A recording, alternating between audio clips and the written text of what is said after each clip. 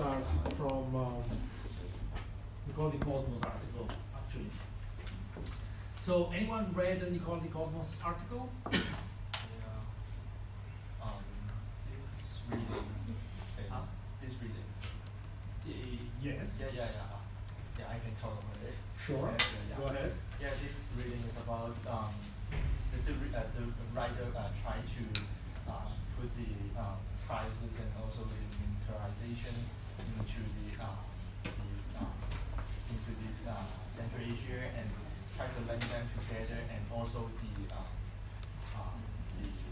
external resource, how to get in the method of getting the external resource and link them together, and to show the changing of the empires, how to make their base become more strong, strengthen their bases. And also in this article is mainly divided into the four periodization, and about just wait a moment. The four periodization, and to show So you mean that the article divides the history of nomadic Central Asia in 4 periods, right? Yeah. Okay. So okay, and then this the first one is the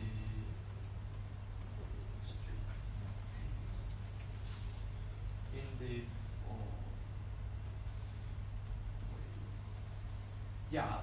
if four periodization, and one of them Periodization is the action of dividing some span of time into different periods.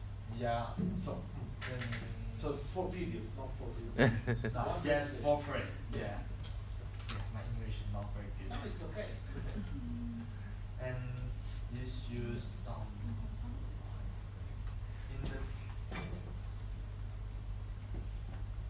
use the direct text, and also use the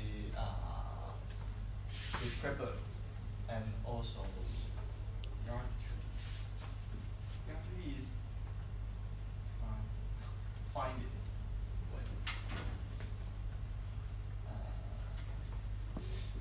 It is the triplet, and also direct texts, and also the both system, and I forget the name, and also the other one is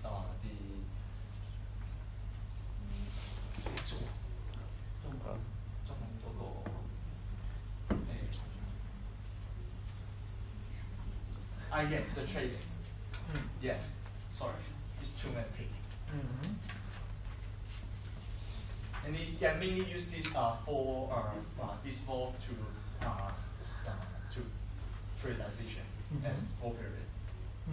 And saying the benefit, and also how using these four type difference to show how to strengthen their bases, and how to receive the external sources.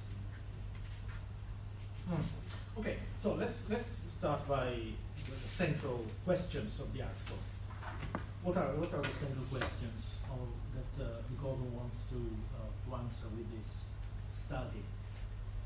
And why they are relevant? State formation. Oh, state formation. And Central Asia. Okay. Can you formulate a question? The questions. Just a keyword. I think first of all the question. Yeah. Forming the questions like, is there any states in, or let's say empire in, is not in the questions form, right? I'm not sure if in the questions form is. Caleb? I think in the article there are several questions. One of them is how can the states in Central Asia can be divided according to the nature of state formation, and How can the state in Central Asia can be divided according to the nature of state formation? So you mean how the different states that existed in civilization history can be classified in terms of the information? Because the article is about the classification of the Central Asian history. Okay, so it's just an ideal classification. So it's like devising, imagining ideal types or abstract models of states, and then apply them to different historically existing kind of polities, or instead it's also something different. Jimmy? Should the factor of nomadism Sorry, should what? 有冇民族嘅英文名 nomads No, that, yeah Should nomads. no. What? yeah should the role of nomads forming the empire of different Central Asia of the different empires in Central Asia be neglected, especially when Mongolians invaded their places. Invaded what? After the Mongolian invaded the places and then changed the nature for the formation of the nomads. After the Mongolians invaded the place and changed the nature of the nomads? No. Yeah. Huh? I don't understand what you're talking about. Can you repeat Yeah, for me? it was like first of all, the historian are saying that the nomads are just shattered things. It's just we don't need to we don't need to take care of that in the business of forming this Central Asia. But later on, when the Mongolians started invasions, it has strengthened the connections between the nomads, different groups of nomads. And then they implemented the system into the nomads, different nomads, and that which helped strengthen the formation of different empires in Central Asia. It was like it was forming by the original nomads, but later on the Mongolians strengthened it. I don't understand what. You may say the political ties. It was like, how to be united, how the Mongolian united them. Then are the conquered populations? Yes. But they were quite united before the Mongolians arrived and killed them all. So But actually, there's still someone there, right? It was like. What I said is that there was like the nomads were being shattered, having different systems, right? And then how the nomads they were actually building different connections. They are not doing integrations, but they are doing coexistence by building different connections like economic, political, or diplomatic connections. But in Mongolians, when the Mongolians came, it was like the Mongolians held the integration of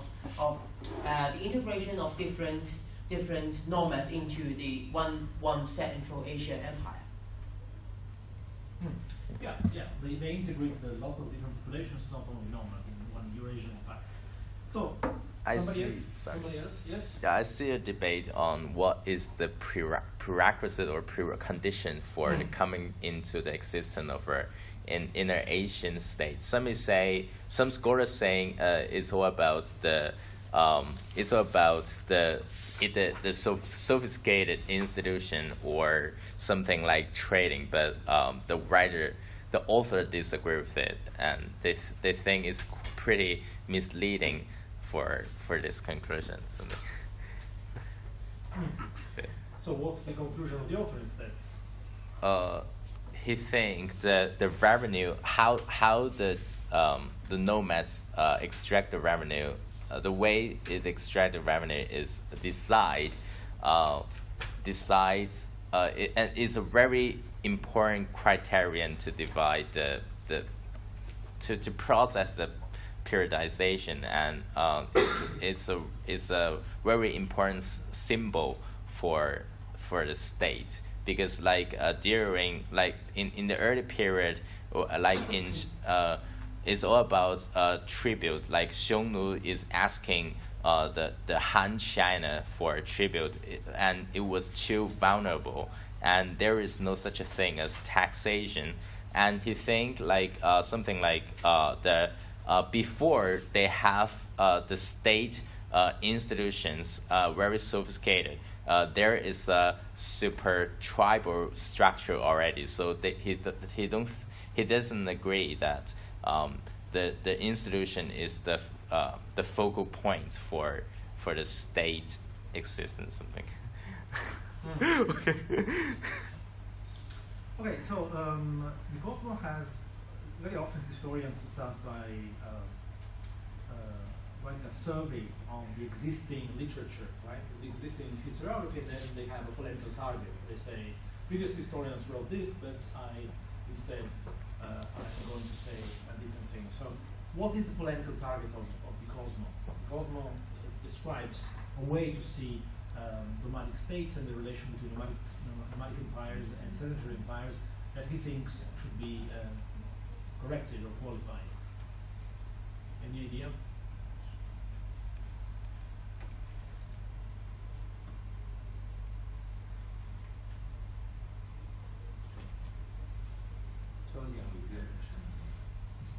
Usually, articles by historians are organized in the following way. At the beginning, the author writes what is the state of the art about the subject he's writing about, right? And then he says, previous historians wrote this, however, I'm going to add some point or to dismantle that interpretation with the following sources and with the following arguments, okay? So, the Cosmo in that sense is not an exception, because at the beginning of the article he describes what is the historiographical debate among historians about state formation in Inner Asian history. So what is the, if you don't understand at this point, you don't understand his arguments. So what is the polemical target, the interpretation he goes against, or in any case qualifies? Yes. If I understand you correctly, Yeah. you're asking for, like the factors of how we would form an empire? No, I'm asking what are the interpretations that the Cosmo criticizes? Oh, that he criticizes. Yes, at the beginning of the article, he outlines how historians have so far, before his article, discussed the problem he's talking about, and he says this is not entirely satisfactory and so on. Yes? Yeah, I not really. Maybe I can say that you're saying that before the historian is saying that the Mongol Empire is the process of the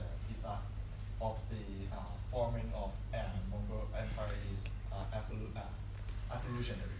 I mean, evolutionary. Yeah, but actually it's much more complicated. It's because due to some political or some they try to survive and they need to find the external resources and to form it. What do you mean by evolution? It's saying that like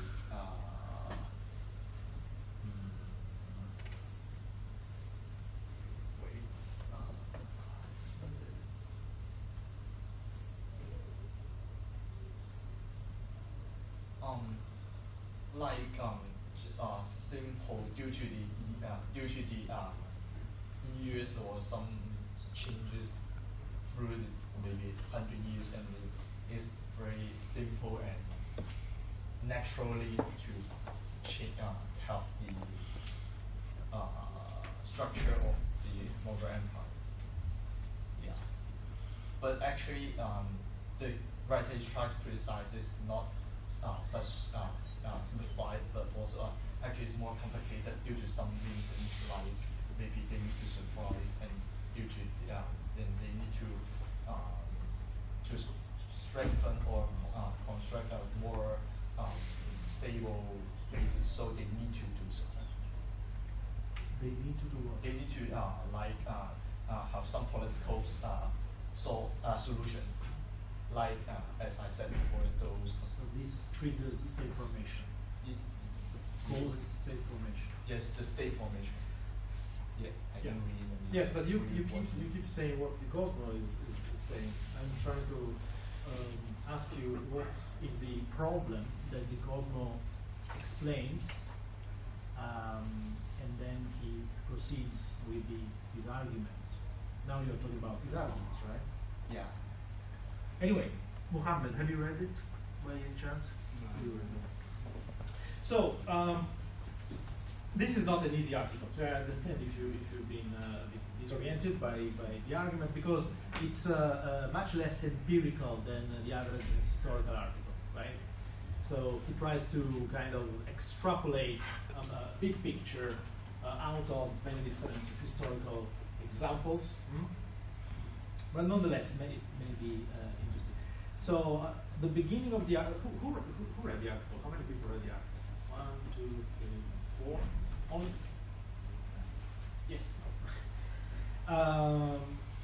Anyway, only 5. So how many read the article about Timur administration instead? Many more. So, and how many read the primary sources or part of them? Oh, part of them. Yeah. Don't be afraid. Okay, so please at least come here having read at least one secondary source and one primary source, because otherwise it's difficult to discuss. So anyway, let's continue briefly with even if only 5 people read this. So first of all, this is an article that appeared on the Journal of World History, okay, which is the flagship. It's the most important journal in this subfield of history, world history. You all took, well, except the exchange students, you all took History 101 or 211 with yours truly. And remember when I explained to you the difference between different historical subfields? Yes, yes. You can pretend to give me. And so, one of the subfields was world history. What does it mean, world history? History about the world civilization development. The world is civilization what? Development. No. Yes. World history is not confined to a certain region. It's not Confined. confined to a certain region, for sure. But what's the characteristic of world history? What's the main focus of world history? The main focus of world history is focusing on connections, right? So looking at how different areas of the world, and in periods in which there are global connections, of course, all the areas of the world are connected together, and how these connections actually are necessary and indispensable to explain the history of any single area, continent, country, region in the world, all right? So the focus is on connection, and in fact, here, the Cosmo starts by saying, there seems to be a measure of consensus around the notion of trans-civilizational, trans, and cross-cultural phenomena that would bring to the surface connections among different regions of the world. Connections otherwise invisible to historians who investigate a single society or civilization. So the focus is on connection. So in this case, connection is how can we explain how nomadic empire and sedentary empire were connected. How can we explain the interaction between the two? So, but eventually, the Cosmo, if I remember correctly, because I reread the article 2 days ago and my memory is a bit bad. Anyway, he's saying that in the case of nomadic, the history of nomadic empire, actually the consensus is that there was a strong interdependence between sedentary empires and nomadic empires, at least from a book from a guy called Thomas Barfield in the early 1990s, saying that you cannot understand how these nomadic people create big empires and powerful empires if you don't take into account the interaction with the sedentary empire. So in that sense, the Cosmo goes a bit against the grain or against the consensus about the focus on the necessary interdependence. He says there is a degree of autonomous agency and autonomous development within nomadic polities that should be taken into consideration. You cannot explain all the evolution, political evolution of nomadic empires just looking at their interaction with sedentary empires, okay? Even if this interaction is obviously very important. And so, and then he sketches this kind of so, and the other thing that he underscored is that you cannot just talk about cycles of formation and then weakening of nomadic empires, because the action of actors, of historical people, rulers or political actors within nomadic empires had an influence about how these empire formational movements worked.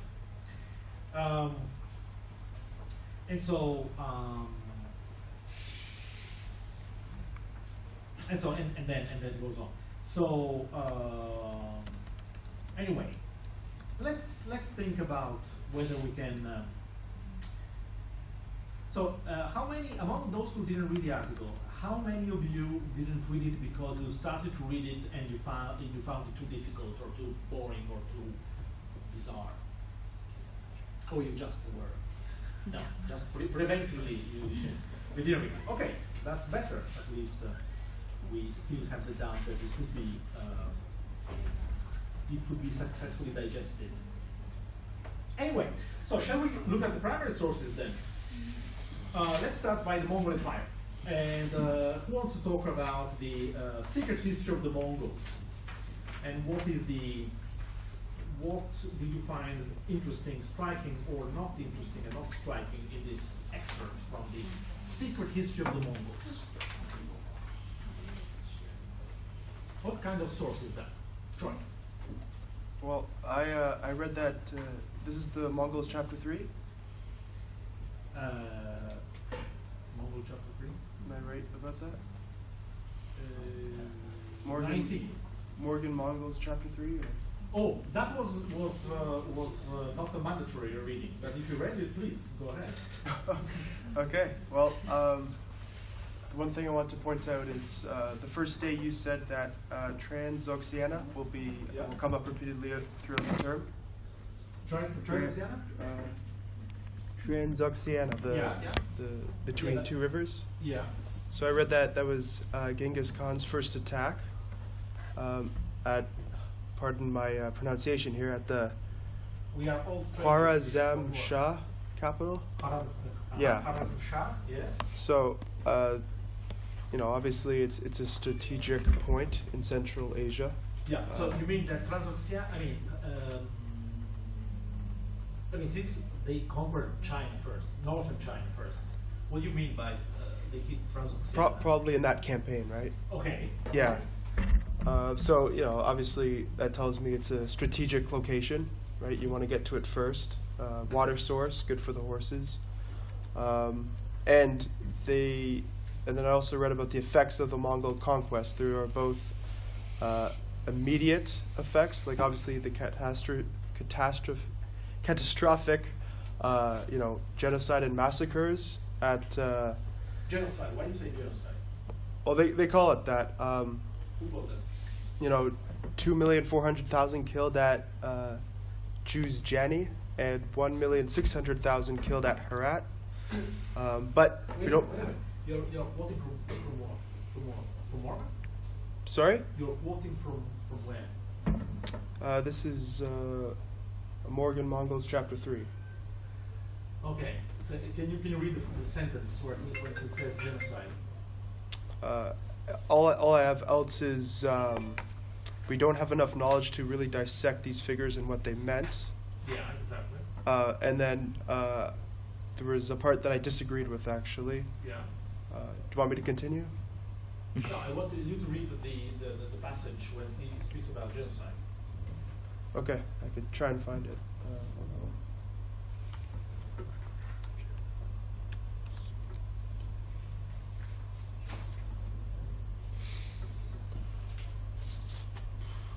anyway, make the point that you want to make, then we come back to genocide.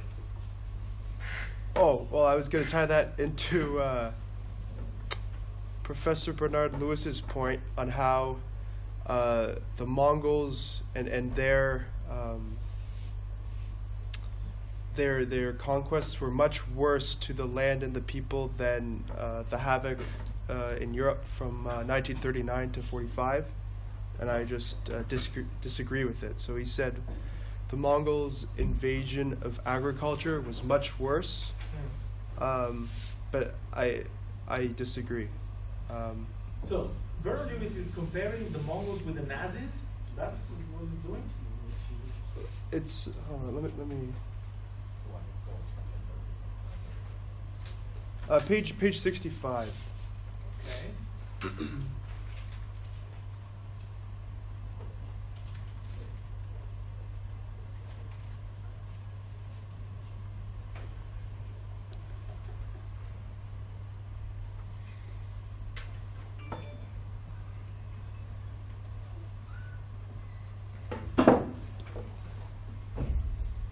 So basically, how I read it was this Professor Bernard Lewis thought Mongolia was, I guess, much worse, much more devastating than, I guess, the Nazis in the Second World War. And he says Mongolia's invasion of agriculture is much more serious.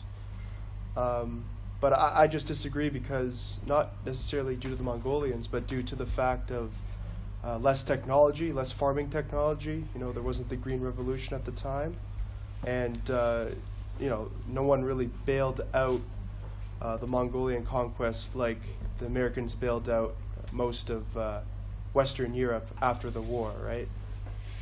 So, where does, you said 65? 65 says about the massacres. Yeah.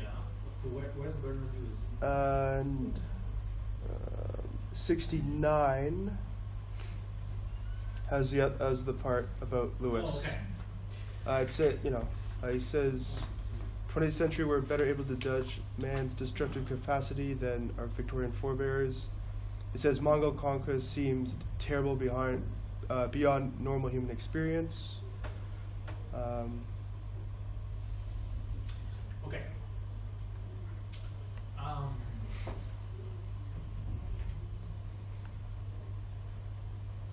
So he also says the agriculture food producing capacity was not so seriously affected, nor in European conditions could it be. I totally disagree on that point as well. On the eastern front of the war, you had the Soviet Union being invaded, and they had literally Sorry, can you switch a off scorched the sound earth. of your phones? Sorry? There's a phone that keeps. Sorry. It's okay. If I'm going off topic, you can let me know. But No. It's Morgan who went off topic. Sorry, it's not your fault. yeah. There was scorched earth policy in the Soviet Union, whereas you literally burned your farm down and retreated as the Nazis invaded. And this guy is saying that Europe wasn't really hurt agriculturally, and I don't know. I just disagree to that. And I think the reason why it might have lasted a lot more hardship during Mongolian invasion is because the technology, right? You don't have even something like a tractor or, funds from the Americans after the war to rebuild one's economy, right? Okay, well, let's leave this this comparison aside. I don't think he's mentioning genocide here, right? I didn't make up the term. No, of course the term does exist. No, I read it. I read it somewhere. I can't recall Anyway. exactly. So genocide is a very modern term, and it refers to the Muhammad. What does it mean, genocide? What does it mean, genocide? Kill the whole massive. I asked you. How can we define genocide? Do you think we can apply this to the Mongol conquest? Of course, all these numbers about the victims of conquest are absolutely not reliable. But of course, Okay. this is So To the west, Transoxiana, and more particularly Eastern Persia, had to endure something that must have seemed to approximate very nearly to attempted genocide. So Where is that? that's 65, first paragraph. Okay.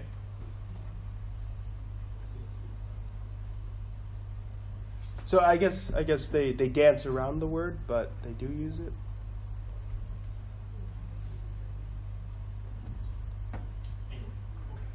Zachary, yes? So like I kind of disagree with I do kind of, from my limited knowledge of the Mongol of what I read up on it, I do kind of feel like there was some aspects of genocide, because genocide is usually like a specific demographic of people that you're trying to wipe out. And from my understanding, there were like a couple, I think it was like the Corinthian Shah or something like that, who, Which one? I feel like I'm mispronouncing it. There was like a Shah, someone in Persia who kind of went against Genghis Khan, and the Khan kind of specifically targeted his empire and population for being wiped out. And like, Khwarezm Shah. yeah, Yeah. The Khwarezm is the region south of the Aral Sea. So it's actually the westernmost area of Transoxiana, and also the region up to the Caspian. yeah. Sorry, I get all this stuff It's mixed north, up. it's north of Persia. No, but it's important to know because it's a name that will recur in the future. Like, didn't Genghis Khan, like when there was an empire, someone who would go against him, who wouldn't submit to his rule, Yeah. coming So around, wouldn't he try and let's who read the source about Khwarezm Shah among the primary sources? Do you remember? Khwarezm Shah, Khwarezm? Anyone? There is a source about the conquest of Khwarezm. Was that posted? Is that under the week's readings here? Yes, page 125 of Levi and Sela. Nassawi, the Khwarezm Shah downfall. This is quite an interesting narrative of the Khwarezm Shah downfall. Anyone read it? From page 125 to 129? No? Okay, so no, let's not talk about this. So Zachary, go ahead. Sorry, was that in the Mongols that reading that was posted? Because I'm just trying to look through the reading. It's in the primary sources. Islamic Central Asia. Page, Oh, okay. yeah. Yes. Alex? Sorry? That events that occurred in Marwa after the Sultan's return. After what? Events that occurred in Marwa. Mamarana? Is that one? Yeah. Okay. It's the same as Transoxiana.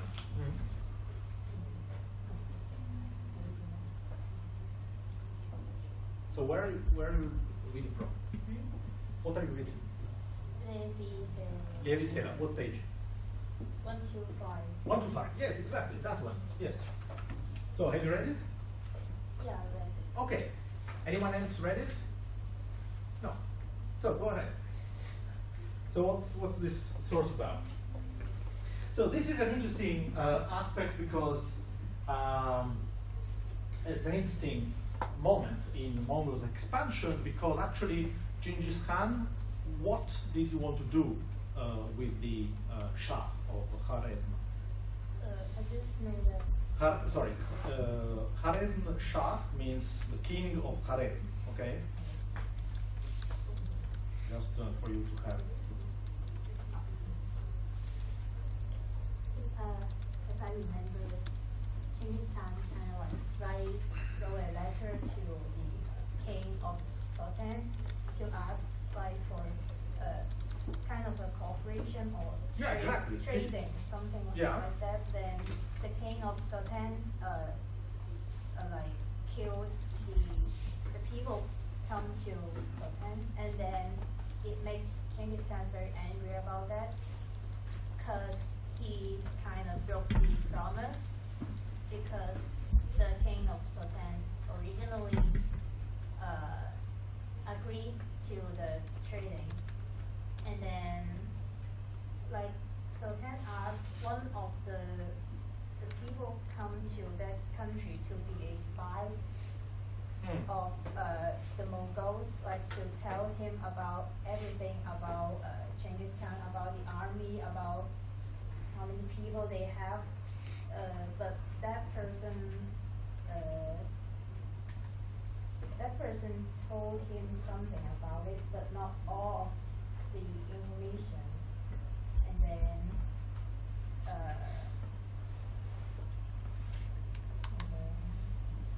So from this reading, yeah. did you get an idea about why the Shah lost this war against Genghis Khan? At least in I think this, probably because according of to this historian. the Chronicle. empire of this Sultan, because he escaped from the war in the first place, and Who escaped, sorry? the king. Okay. So he didn't want to fight. Yeah, like I remember that like he kind of assigned his army into a wrong place. That he put everyone in a position that cannot protect himself, and therefore he's kind of afraid of the army of the Mongols, and he escaped. Yes, but And- if he was afraid of the army of the Mongols, why he didn't keep his army altogether in order to resist the Mongols' attack? Because he didn't believe in that people. Exactly. What does it mean that he didn't believe? Didn't trust? Yes, he thought they may betray him. Exactly. So the crucial point of this text is that the power of the Shah within his realm was not strong, right? He didn't trust the leaders of his troops. Most of them were tribal leaders, right? Or people who had specific power in different provinces. So the war started because the guy who was the regional governor, or the most important person in that province, Otrar, when the first envoys from Genghis Khan arrived, he basically killed the envoys. So he was not the king, he was this regional governor in Otrar, right? Remember? Yeah. So it's interesting that, and so the Mongols asked the king to give them the regional governor from Otrar, saying if he didn't act under your orders, then give him to us, and we would kill him, we would punish him. And the king refused, but also refused because he did not have the power to force this governor to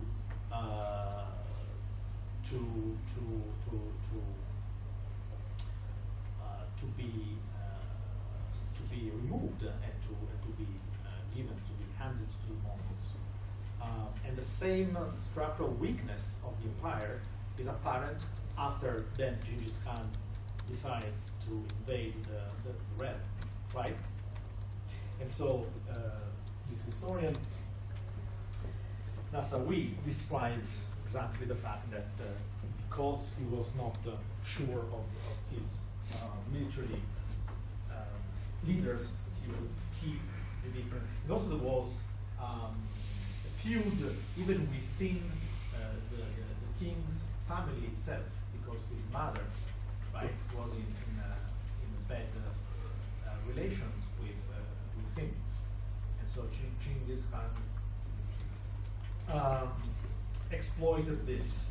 So this would be not particularly interesting if not for the fact that it highlights one problem of state building among these polities, these so-called states. The fact that regional powers, tribal chiefs are always on the verge of becoming independent, or in any case not very much under the control of the central power. And this is something that it is discussed in the reading about Timur. Before moving to the Timurid period, anyone else wants to talk about the primary source they read about the Mongol Empire instead? I don't want to leave behind somebody who only read a primary source about the Mongol Empire. No? Okay, so let's move to the Timurid Empire. So who wants to tell me what's the main argument of this chapter by Beatrice Mans? Yes. This article mainly talks about First of all, it's not an article. Okay, it's a chapter of a larger book. under Timur's administration, there is a separation of two spheres of system. The first one is the Persian bureaucracy, and the second one is the Genghis Khan, in which The second is what? C-A-N-G-H-A-N. Chagatai. Chagatai. And within the Chagatai, because of the fear of Timur, that some of the Stop. Who was Chagatai? Chagatai are mainly the royal family or personal followings of the Timur. And under Timur's leadership, Wait a minute. Let's clarify this. Who was Chagatai? Chagatai was a person before becoming a language. So who was Chagatai? Chagatai? Anyone? One of the founder of the 4 Khan in the whole Mongol Empire. Yeah. So one of Genghis Khan's sons, and he was put at the head, was put at appointed as ruler of the part of the Mongol Empire centered in Transoxiana, Central Asia. Okay, and so Ulus Chagatai means the people of Chagatai. So all the populations under living in that area starts to become known as the people under Chagatai, and therefore after a couple of centuries, the language that they spoke was called Chagatai Turkic, right? So now it's also the name of this old language. We can call it ancient Uzbek in modern terms. Just to clarify. So when do you remember that after the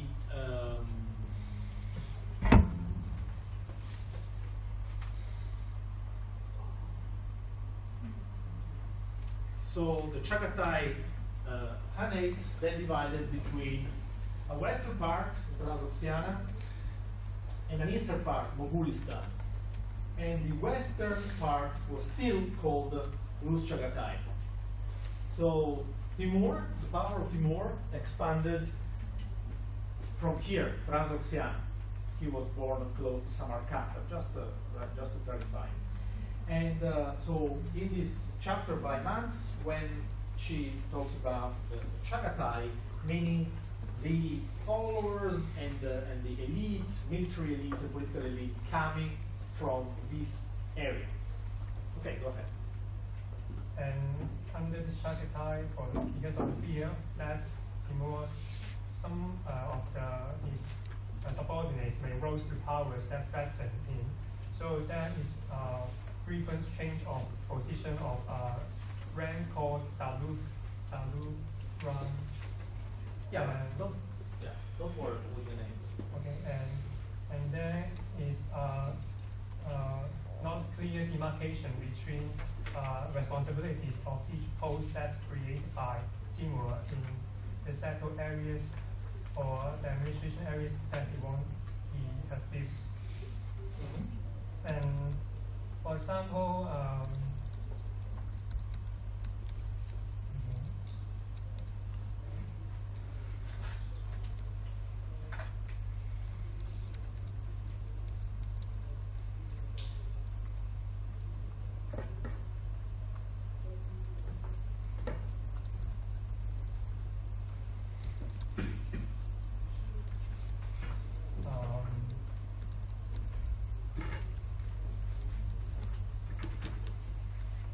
I think I missed one that I would like to talk about.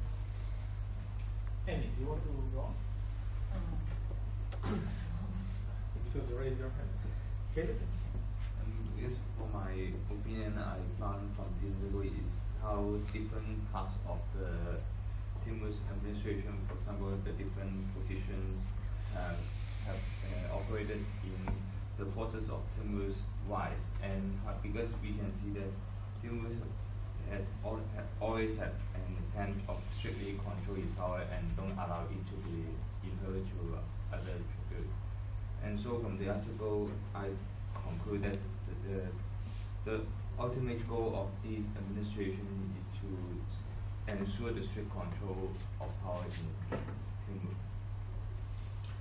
Yeah, so of course, any ruler wants to keep power. So, first of all, let's remember what happened after the fall of the big Mongol Empire. There was the division of the empire into how many parts? Mongol Empire. I'm talking about the Mongol Empire. Genghis Khan. Genghis Khan dies.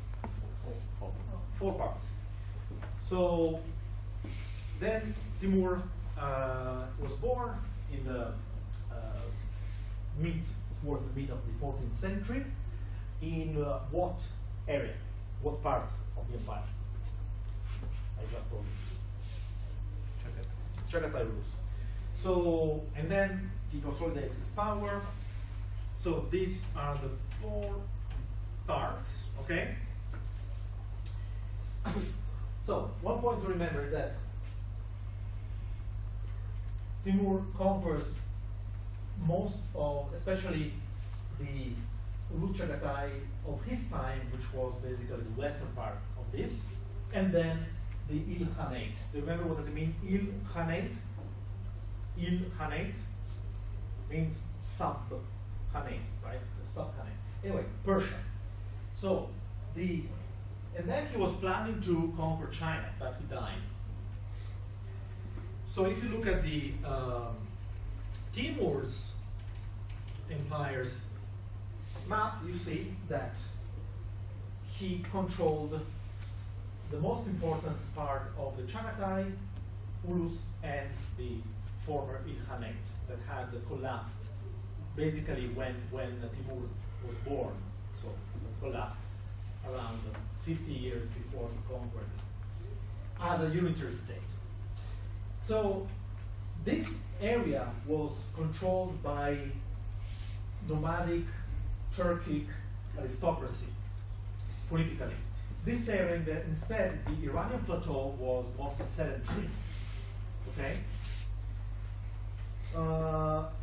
Persian, so what was the role of the Persian language in this? So, the point that you have to keep in mind that Timur controlled basically 1.5, but mostly the most important part also of the Chagatai Khanate and the former Ilkhanate. So he had two partially different regions, one in which the Turkic nomadic military elite was ruling, and another Persia where instead Persian regional dynasties controlled the smaller areas before he conquered them, before Timur conquered them. So the whole argument that Mans makes is that how the elite, military and political elite of these two areas interacted or were used by Timur in his state, right? In his empire. So what are the points that he makes? Sorry, what are the points that she makes that this makes? I think Timur tries to use the Chagatai to suppress the Persian, and then, but What does it mean, suppress? Try to be more precise, because if you say Chagatai suppression, is it as if Timur said to the Chagatai, kill them all? I mean, like he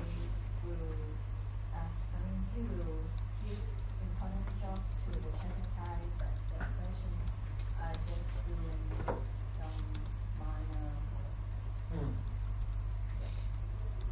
Some minor work. So, is that really what Beatrice Mans says?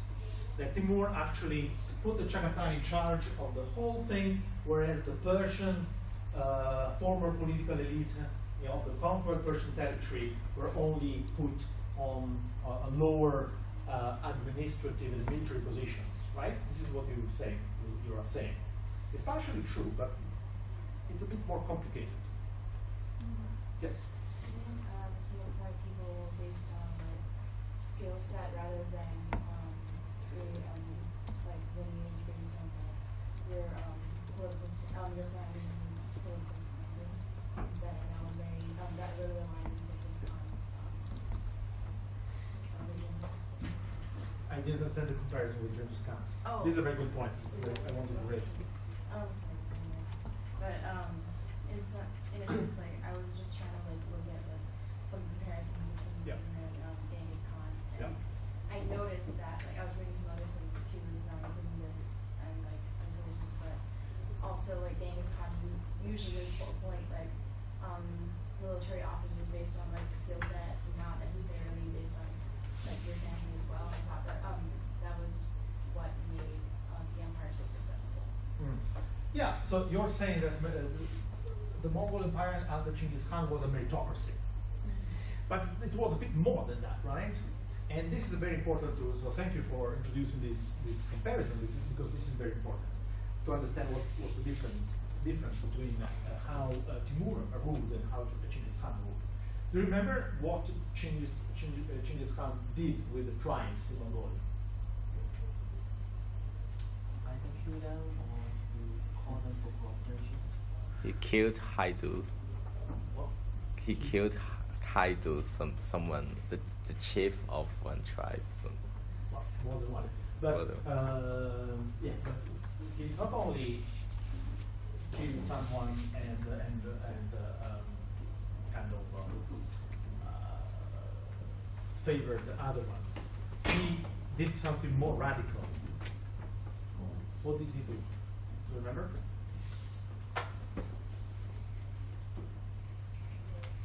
Kill them. Hmm? No. Forget about killing for a moment.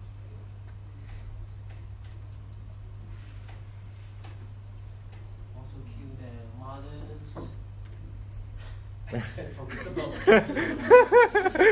you start talking about killing mothers. All right, so he reorganized the tribe. He created a new tribal system.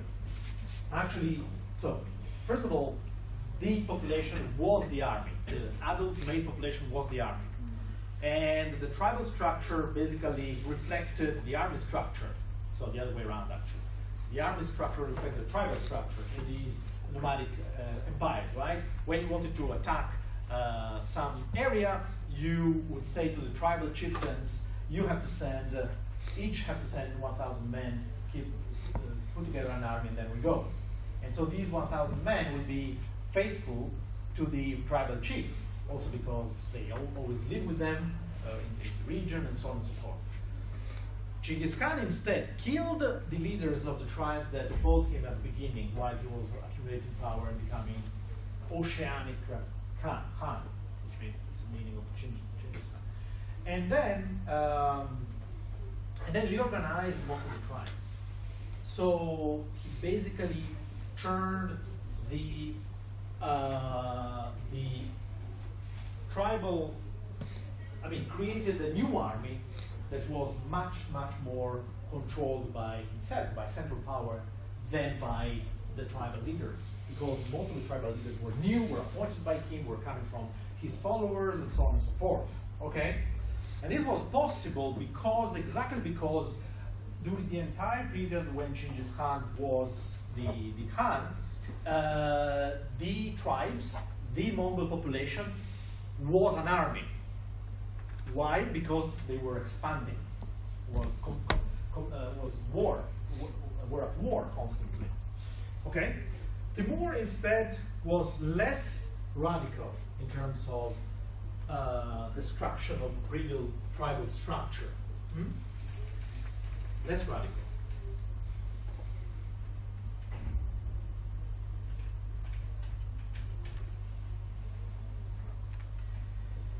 So he did not destroy the Chagatai tribes in the same way as Chinggis had done in Mongolia. But of course undermined their political authority and imported outside soldiers to build up their major military units.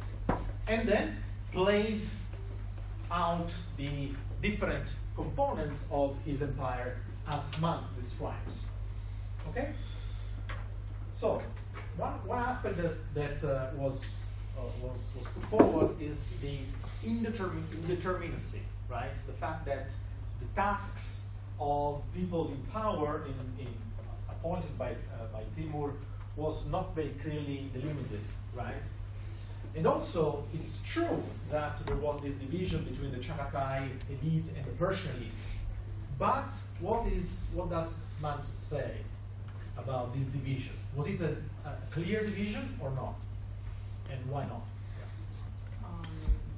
There's supposed to be division, but the actual situation is not, because the Chagatai elites are already familiar with Persian culture before Timur took power, so they kind of mix together, though they have a structure to divide them, but they still mix together because Timur has always spent time on fighting, campaign, and sometimes he might need Persia Diwans to control what's supposed to be controlled by Chagatai elites sometimes, so they have to be mixed up. Yeah, there was overlapping. There was no clear-cut division. Okay, so that's a very interesting point about Persian culture. This goes back to the question I asked before, but nobody replied, about what was the role of Persian language and culture in the in the Timurid Empire. Do you remember we read Navai, the comparison between Turkic and Persian? Navai wrote at the end of the 15th century, yes, at the very end of the 15th century, that specific work. But nonetheless, the situation was more or less the same in terms of relation. So what was the role of the Persian language in this area? Do you remember? So why the Chagatai leaders knew Persian? Some of them even wrote poetry in Persian and so on. And so Mans basically implicitly says that instead the Persians did not know Turkish, right? So why this is the case? Because the Turkish is too difficult. Turkish is too difficult. Well, I remember that actually. it's difficult, but it's not an answer. Somebody who didn't speak yet, can you say something? Do you remember? We already talked about this last time. Last week. So because You spoke a long time. and also you were a guest. Do you remember what's the relation between the Persian language and the Turkic language according to Navai? Do you remember what we read last week? Persian language and Turkic language. All these people, all these military leaders, also Navai was also a statesman. So they were statesmen, politicians, and military leaders, but they were also poets. So that in order to be a member of the elite, you had to have some kind of literary knowledge. Otherwise, you were really kind of. So were the Persian language and the Turkic language had the same, did they have the same status, cultural status? Yes. I mean, I think the Persian is closer to Madari Arabic than it is, and the Turkish is closer to probably Latin. The Persian is closer to Arabic? Yeah, Madari Arabic. Okay. Which is like the old Arabic. Yeah. And Turkic? And the Turkish is probably closer to Latin or European, like European languages, since it's right there.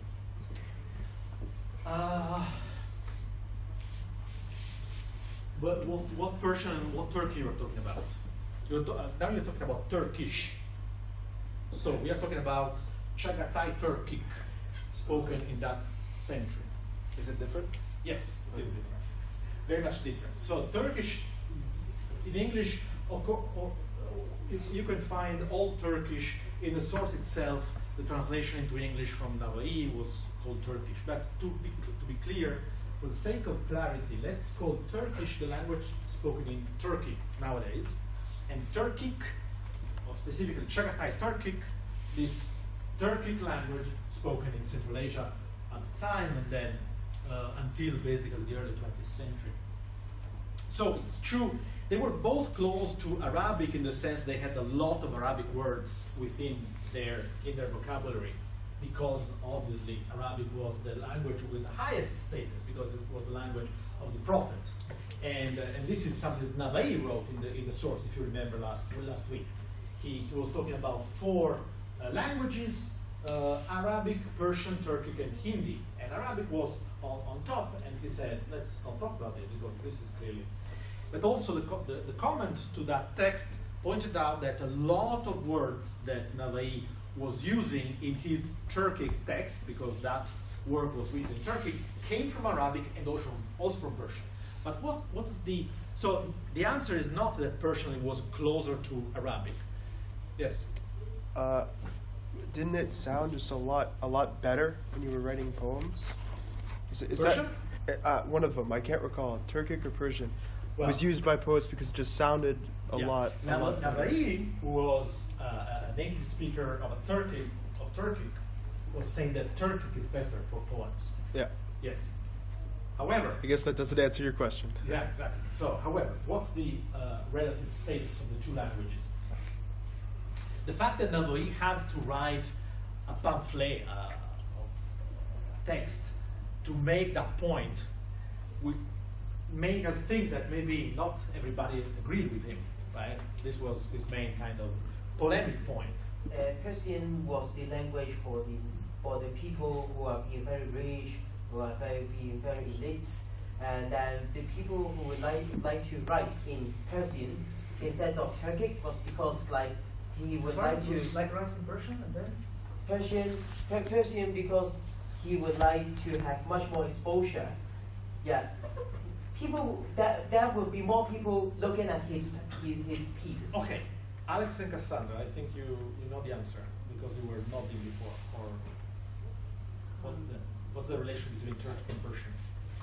Turkic and Persian? The relative status.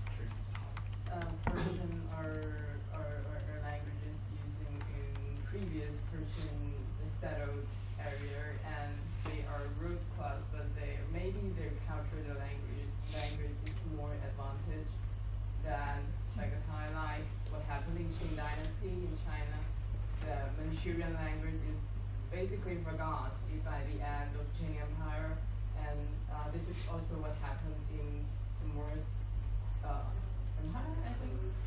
Not really, because Chagatai Turkic was not forgotten at all. But it's a very interesting comparison, I think, and if you're right.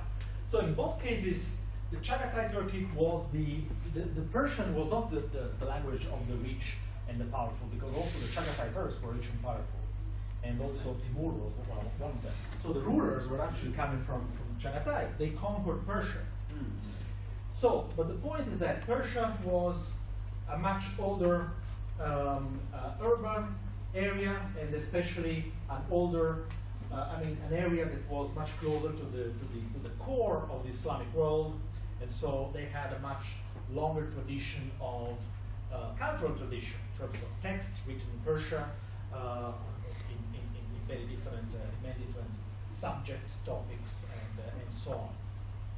So the cultural capital, the cultural status of Persian was higher than Turkic. Okay, even if the elite of the Timurid Empire was mostly Mongol Turkic, because they came from Chagatai, as the Manchus, right, were an elite with nomadic traditions that conquered China, but China had a much bigger cultural tradition in terms of written text and so on. By the way, have you read at least the introduction to the Secret History of the Mongols, which is the single most important primary source about the history of the Mongols? If you read the introduction of the Secret History of the Mongols, which is in Levi and Silla collection of primary sources, page 115. So this is a source compiled probably around the middle of the 13th century, so basically at the highest expansion of the Mongol Empire. And probably, possibly, it was first authored in Uyghur Mongolian script, but survived only in a Chinese phonetic transcription, speaking about the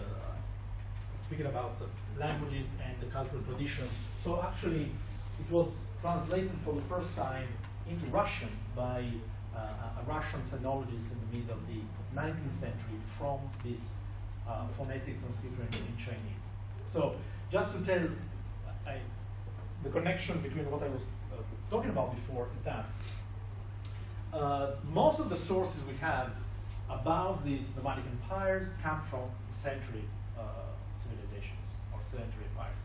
So China, Persia, and so on. Anyway, coming back to the question. So Persian was the language of science and culture. And there was a much longer tradition, literary tradition, Persian, than in Turkey. So that's why Nava'i, at the end of the 15th century, when the Turkic, in any case, were the elite, also in many areas inhabited by Persian-speaking population, was saying, but the Turkic is a great language for poetry. Basically, he was saying the opposite of what everybody else thought, right? And he also said that if you wanted to, any budding poet, any poet starting his career wants to write in Persian because this is the language considered the language of literature, and also because he knows that he will be read if he writes in Persian, etc., etc. But instead, Turkic is much better. So there is this. So that's why the Chagatai elite that whose mother tongue was Turkic also knew Persian, but the other way around was not very necessarily true. So Persian was much more known in the Chagatai Rus than Turkic in the Persian plateau. Okay, so let's go back to the question about how Timur organized his empire. There was not a strict overlapping of functions, of specific positions, and there was not a strict overlapping. There was not a strict division of the functions of the specific positions, administrative positions, and not a strict division between the role of the Chagatai elite and the role of the Persian elite. Even if, as Andy said, it's true that the Persian, on the average, had lower positions, but it was not always true. And Mans also makes a lot of examples, actually, of Persian civilians who had administrative positions that actually also had military, participated in military campaigns, so they were part of the army eventually.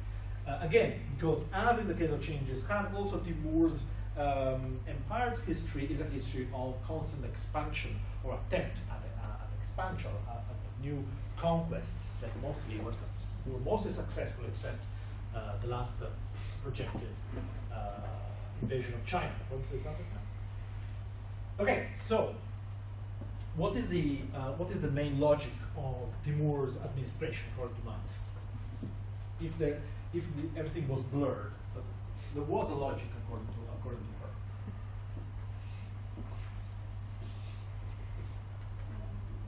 Yes. Maybe we must not have a clear division of the posts or give the definite power to the whether the Chagatai Persi or the Persian Persi, but based on the ability of the so-called his people, and I think he believes that overlapping of the power of the Persian and the Chagatai could make them to share their works in order not to give them the power to make their power rise and to be independent.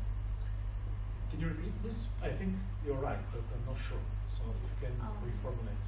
Yes, we didn't give the definite power to whether the Persian or the Chagatai power, but instead for example, they gave some ranks or officials as a prize to the Chagatai, but not a definite power. So that they could maybe satisfied with his administration, but do not have a chance to be independent and get a rise to their own power. Yeah. So the main logic was to avoid that military commanders and administrators would amass too much power, have too much power, and therefore could become partially or totally independent or could turn against him. That's okay, but how did he do that?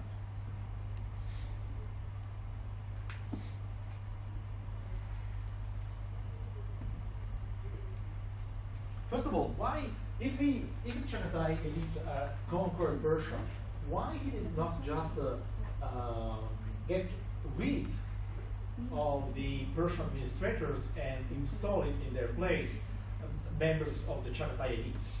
Why not? Because this will lead the Persian to discontent, and maybe they will try to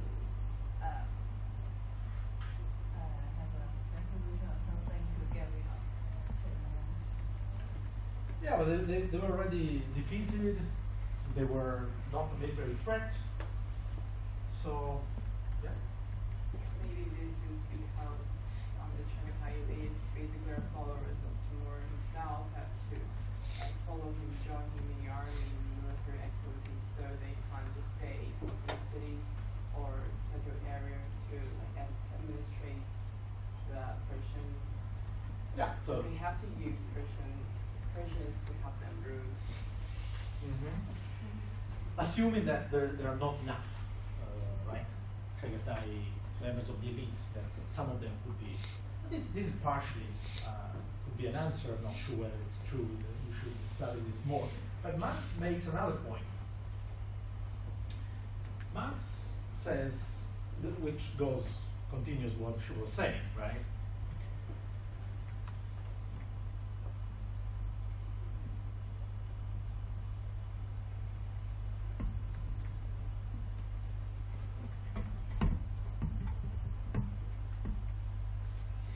So Marx explained this at the beginning of page 118. There were then several different ways in which nomads might use settled officials, all of which promoted the power of the Persian bureaucrats. The ways in which nomads might use settled officials, and these ways helped the Persian bureaucrats retain some power under Timur. Scribes might be used to administer settled territories whose needs and possibilities the nomads understood little about. So, first of all, the first point is that administrators in Persia knew the territory. There was local knowledge. They knew what were the resources, they knew the people, and so it was useful to have them administer this particular region if Timur wanted to extract a lot of resources from the region, because this could be done more effectively by someone who knew the region, than someone from outside. First of all. Second, they might likewise be used to construct or negotiate a position and legitimation for the ruling dynasty within the traditions of its new dominions. So they also mastered cultural codes that could convince as Enin was saying, probably, right? It's close to what your point. That they could convince basically the population that the new rulers were legitimate because they had networks of authority, independence, and so on. And they mastered the cultural norms of the region. Finally, they, and the bureaucratic system they staffed, could be used to counteract the power of tribal chiefs. So that's a very important point that follows her point instead. So the fact that if Timur would have wiped out the elite of the Iranian plateau and installed tribal chiefs, that would have meant empower the Chagatai Turkic tribal elite even more, whereas the Persian elite could be used as a counterbalance to the power of the tribal elite here, even if on a lower level.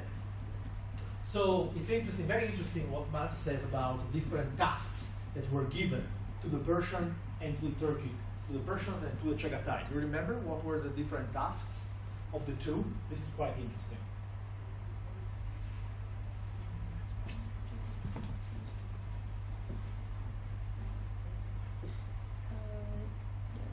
Yes? The Persian is mainly undergo some of the financial tasks because, and whether the Financial tasks? yes, just tax collection for Tax example. collection. And also the Chagatai is that many of control of the military affairs. The Chagatai military affairs. Well, yeah, but there was some overlapping, as I said. But yes, this is the right direction. So the Persian were tasked with collection of taxes. And so what was why? Why so? That's the interesting part, the logic of it.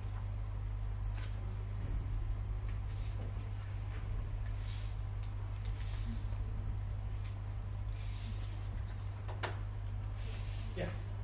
What I find is that reason why Timur asked the Persians to collect the taxes because they may exploit the people. That's what he wants. Because after he exploits the people and collect more taxes, the treasury will become more, as I've read from some past ones. Yeah, but why ask? I mean, he wants to collect taxes and to exploit people. Why asking the Persians to do that as opposed to the Chagatai?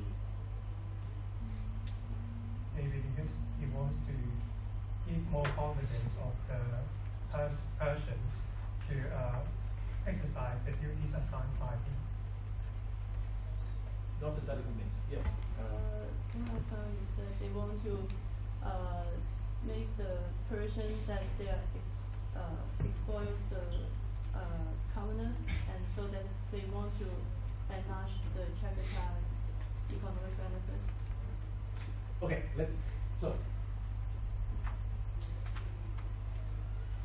one point of keeping, there are the three reasons, the three functions of the Persian elite and bureaucratic elite I just read.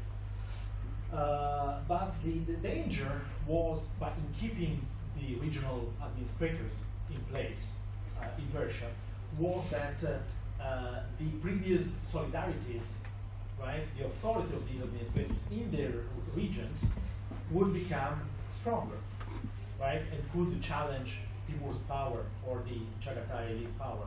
So Timur instead was forcing them to be extremely harsh against the population, to extract a lot of taxes, so that he was breaking the solidarity of the populations vis-a-vis their own Persian elites. So Mans identified this very clearly. When taxes and resources should be extracted from the Persian plateau, then the Persian administrators were charged, were tasked with this.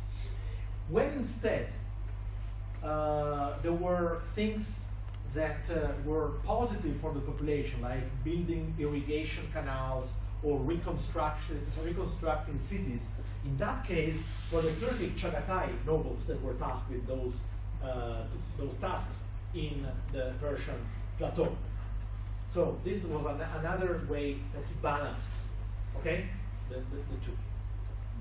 Okay, so again, please read at least one reading and tell me something about that reading, because if you don't say anything during the discussion, you don't get a grade for the discussion. And it's very easy. Just have to read one reading, better two, and say something during the discussion.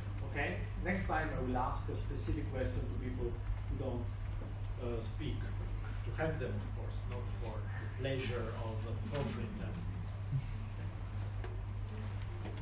Okay, thank you very much, and see you on Thursday.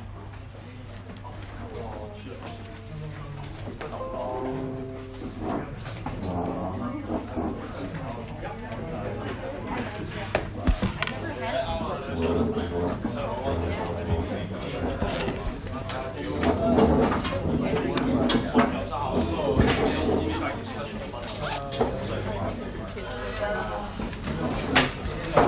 I have your phone number or WhatsApp or something? Yeah. Yeah.